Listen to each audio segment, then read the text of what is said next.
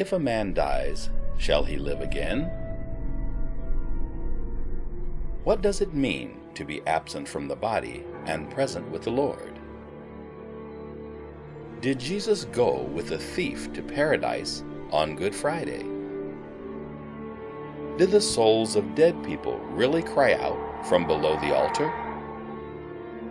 Pastor Bohr answers these questions and more in the amazing series.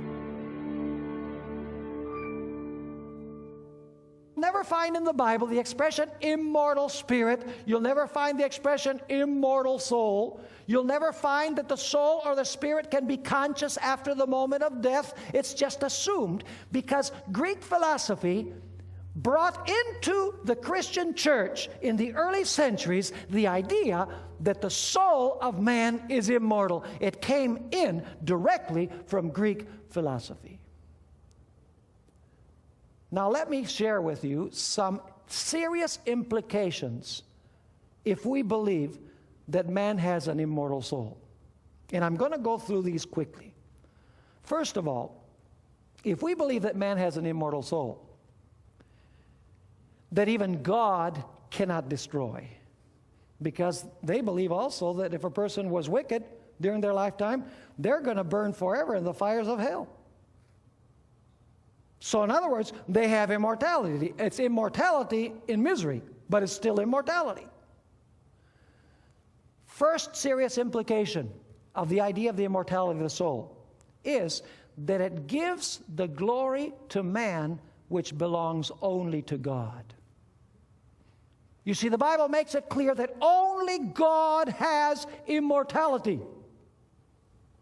You see, the immortality of God is one of His incommunicable attributes. It belongs only to Him, according to the Bible. Just like His omniscience, His omnipotence, His omnipresence, His immortality belongs to Himself. And to give it to man steals the glory that belongs from God to God and attributes that glory to man. And the Bible tells us in Revelation 14, verse 7, that in the last days a message is going to be proclaimed that says, "Fear God and give glory to Him, for the hour of His judgment is come." Second serious implication. The doctrine of the immortality of the soul makes God a liar and makes the devil a truth teller. You say, now how's that? God told Adam and Eve, "If you eat from this tree, you will surely live forever in misery." That's not what He said. He said, if you eat from this tree, you will not only die, it says, you will surely die. By the way, in the Hebrew it says you will die by death. I don't know of any other way of dying. But what God is saying is, you can take it to the bank. If you eat from this tree, you will die. The devil comes in, he says, you will not surely die.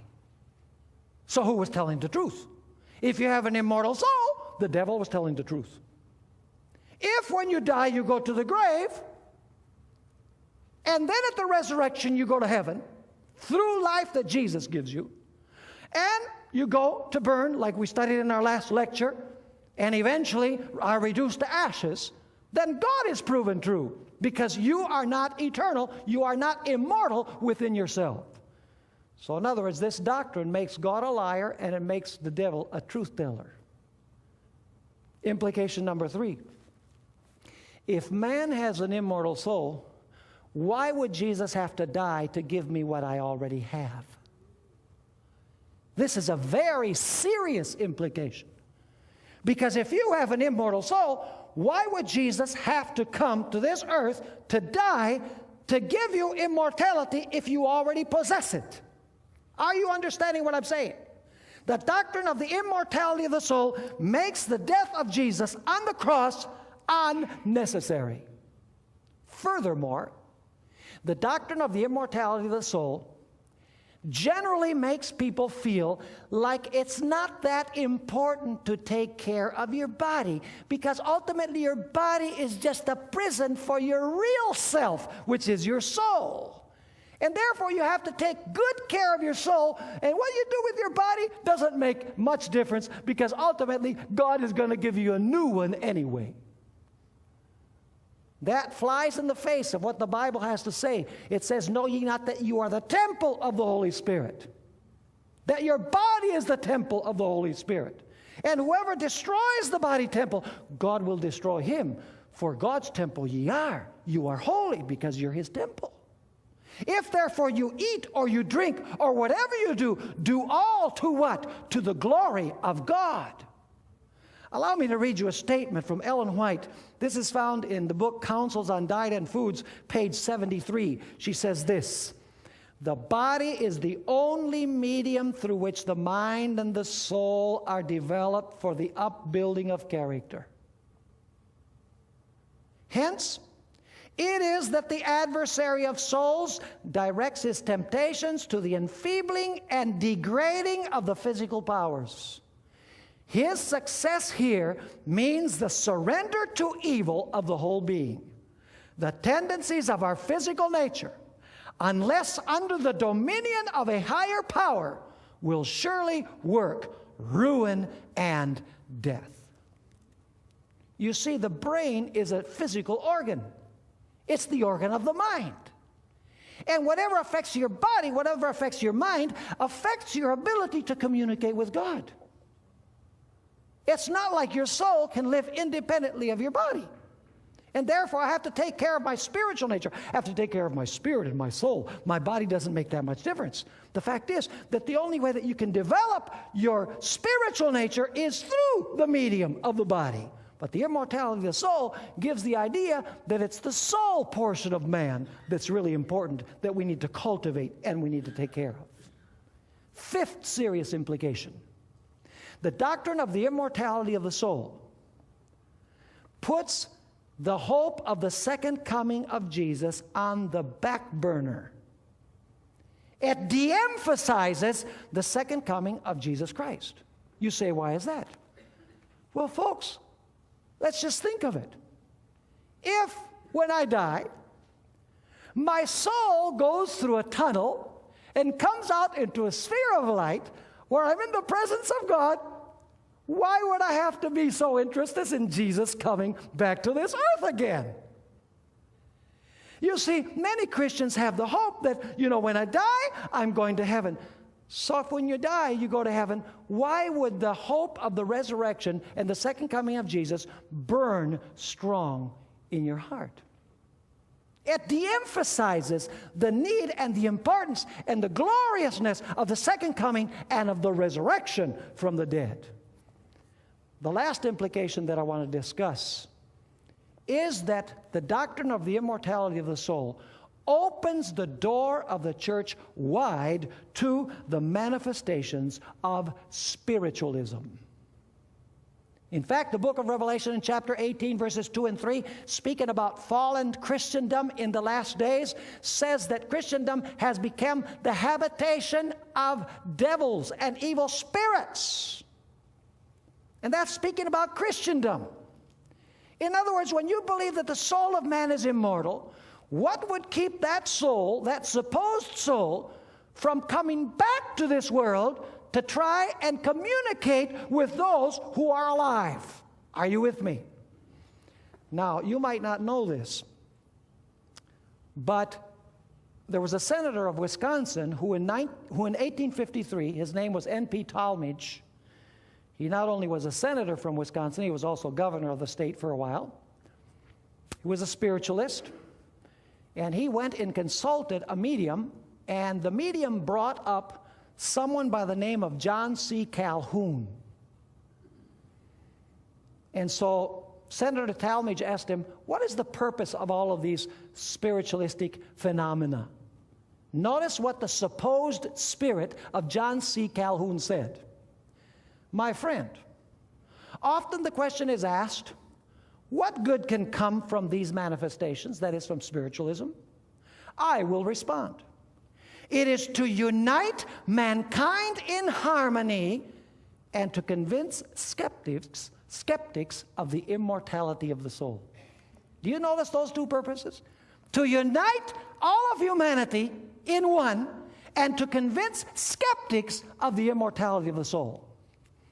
Arthur Conan Doyle, the author of the famous Sherlock Holmes novels, once said this about spiritualism. He said, I believe that one of the ultimate results of this movement, that's spiritualism, will be to unite Christianity upon a common basis so strong and indeed self-sufficient that the quibbles which separate the churches today will be seen in their true light and proportion and will be swept away or disregarded. Now I want to read you a statement by another author who wrote several years after this. Her name, Ellen White. This statement is found in The Great Controversy, pages 588 and 89. You know, what these spirits were revealing was true. It is their intention to unite all of humanity in common and to convince skeptics that the soul of man is immortal. Notice what Ellen White had to say. The line of distinction between professed Christians and the ungodly is now hardly distinguishable. Is that true? Absolutely. Church members love what the world loves and are ready to join with them. And Satan determines to unite them in one body and thus strengthen his cause by sweeping all into the ranks of spiritualism. Then she says, papists who boast of miracles as a certain sign of the true church will be readily deceived by this wonder-working power.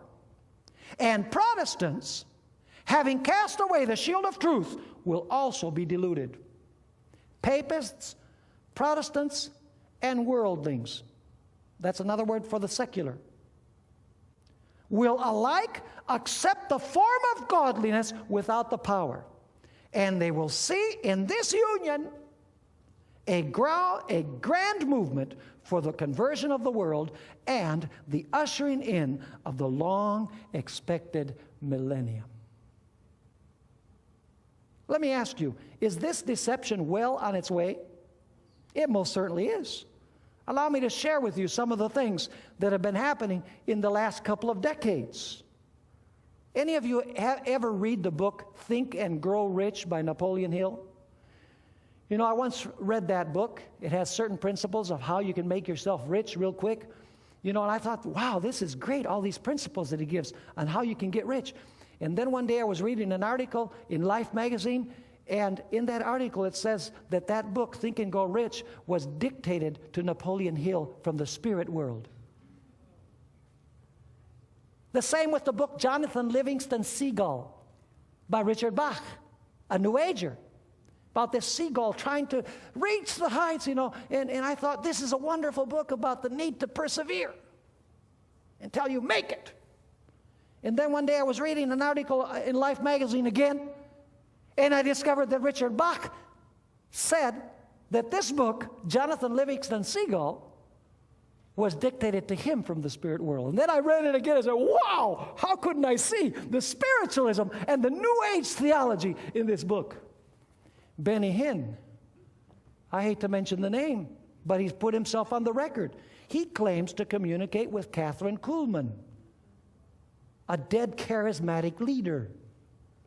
Pat Robertson has gone on the record saying that out-of-body experiences and near-death experiences are proof that man has an immortal soul. The tremendous emphasis on angels coming back, departed spirits coming back to this world as angels to take care of us and to communicate with us. For example, the program Highway to Heaven. How about the movies Lord of the Rings, Harry Potter, The Sixth Sense? I only mentioned some of them. How about the supposed appearances all over the world of the Virgin Mary? How about the astrology sections in bookstores? They far outshine the sections on theology and philosophy.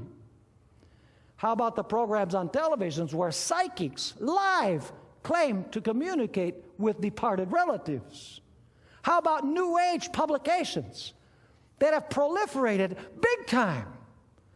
Listen, we not only anticipate that this is what was going to happen by what Sir Arthur Conan Doyle said, and this supposed spirit of Calhoun said, We can see it today with our own eyes, the manifestation of spiritualism.